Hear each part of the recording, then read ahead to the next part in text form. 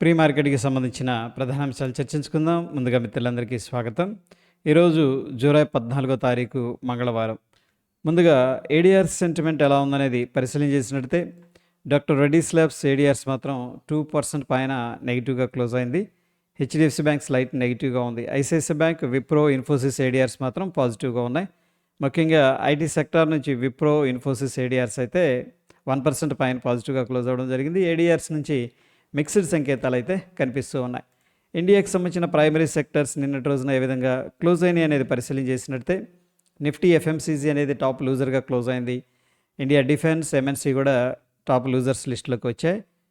Nifty IT sector మాత్రం 3.59% పాజిటివ్గా close అయింది. దాని తర్వాత మీడియా, ఆటో సెక్టర్స్ కూడా పాజిటివ్గా క్లోజ్ అయ్యాయి.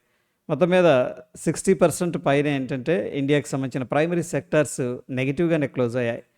గ్లోబల్గా మార్కెట్స్ ఎలా పర్ఫామ్ చేస్తున్నాయనే పరిశీలన చేసినట్లయితే యూరోప్ ప్రస్తుతానికి స్లైట్ నెగిటివ్గా ఉంది. జర్మన్ కావచ్చు, Hong Kong, London, US markets, China ఇవన్నీ కూడా నెగిటివ్లో ఉన్నాయి.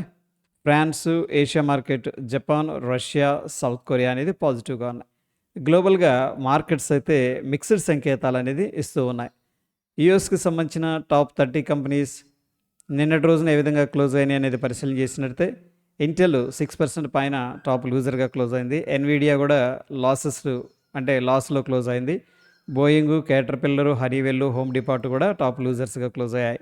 సేల్స్ ఫోర్స్ ఇంక్, డవ్, చెవ్రాన్, వీసా, మైక్రోసాఫ్ట్ అనేది పాజిటివ్గా క్లోజ్ అయ్యాయి. మొత్తం మీద యుఎస్ మార్కెట్స్ క్లోజ్ అయిన విధానంలో కాస్త సైడ్ వేస్ యాక్టివిటీ అనేది క్లియర్గా కనిపిస్తూ ఉంది.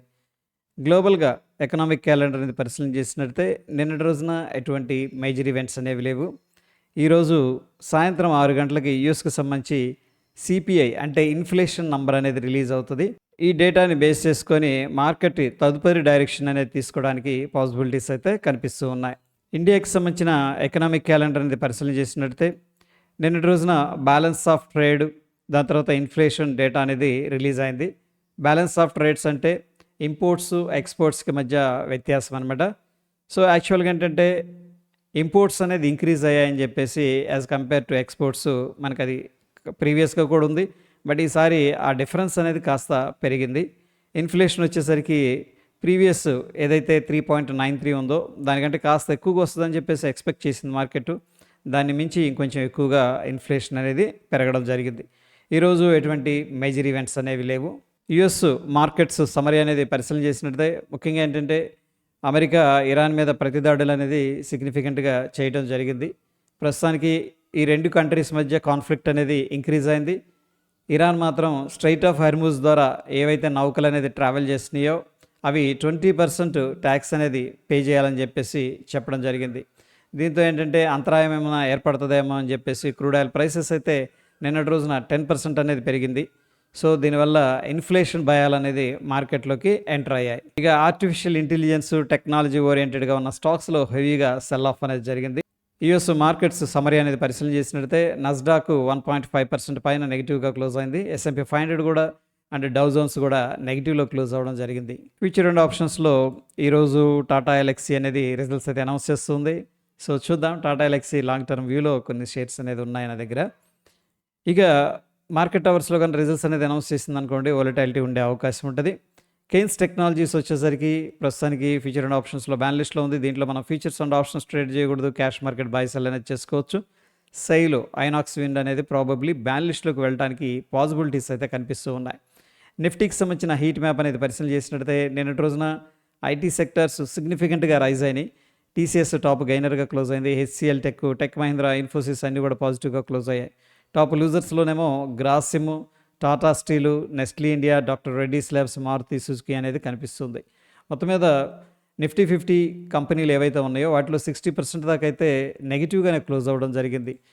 ఇక ఇండివిజువల్ స్టాక్స్ అనేది పరిశీలన చేసినట్లయితే union bank, Coforge, KFin tech, PGL, LTM వీటిల్లో సిగ్నిఫికెంట్గా లాంగ్ బిల్డప్ అనేది జరుగుతూ ఉండగా Kalyan jewellers, TCS, Tata Elxsi, ICICI prudential life, Sona కమ్స్ వీటిలో సిగ్నిఫికెంట్గా షార్ట్ కవరింగ్ అనేది జరుగుతూ ఉంది.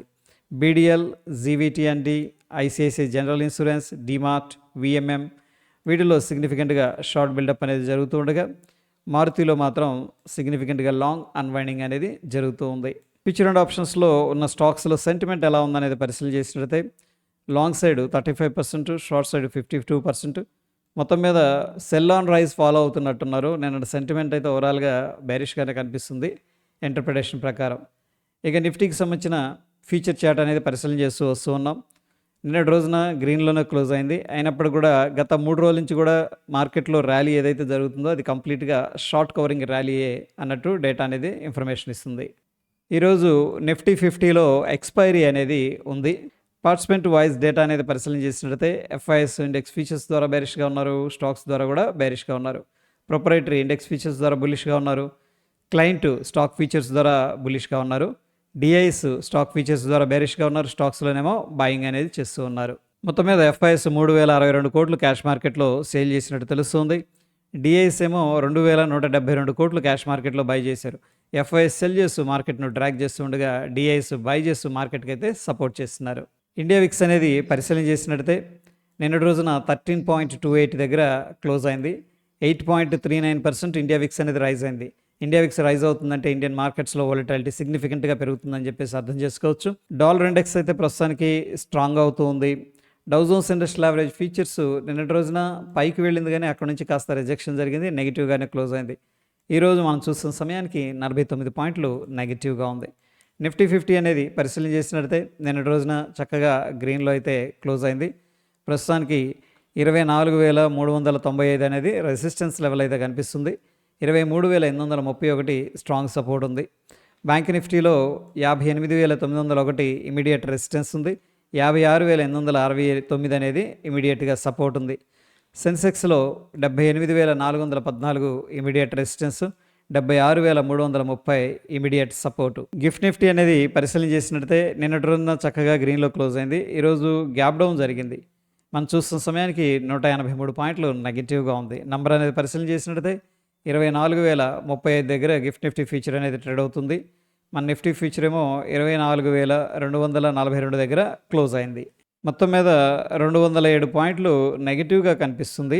Based on the gift Nifty futures మనం గ్యాప్ డౌన్ అనేది ఎక్స్పెక్ట్ అయితే చేయొచ్చు. క్రూడ్ ఆయిల్ అనేది సిగ్నిఫికెంట్గా నిన్నటి రోజున పెరగడం జరిగింది. ఈరోజు కూడా 1.1% పెరిగింది.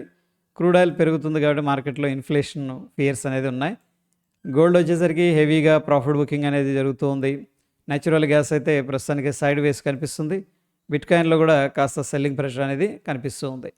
ఈరోజు కొన్ని స్టాక్స్ న్యూస్లో ఉన్నాయి. HCl tech, Biocon, Timken India, EMS, Alembic pharma, PDS, ICICI Prudential AMC, Grasim, Welspun enterprises అనేది వీటిల్లో స్ట్రాంగ్ మొమెంటం ఉండే అవకాశం ఉంది. దీనికి సంబంధించిన సమరీ అనేది నేను టెలిగ్రామ్లో అయితే షేర్ చేస్తాను.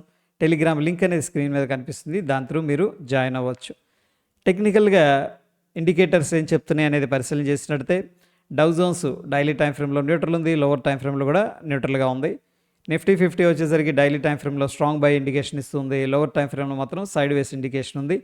బ్యాంక్ నిఫ్టీలో కూడా daily time frame strong by ఉంది, లోవర్ టైం ఫ్రేమ్లో న్యూట్రల్గా ఉంది. మొత్తం మీద పరిశీలన చేసినట్లయితే ఏడిఆర్ సెంటిమెంట్ అనేది మిక్స్డ్గా కనిపిస్తుంది.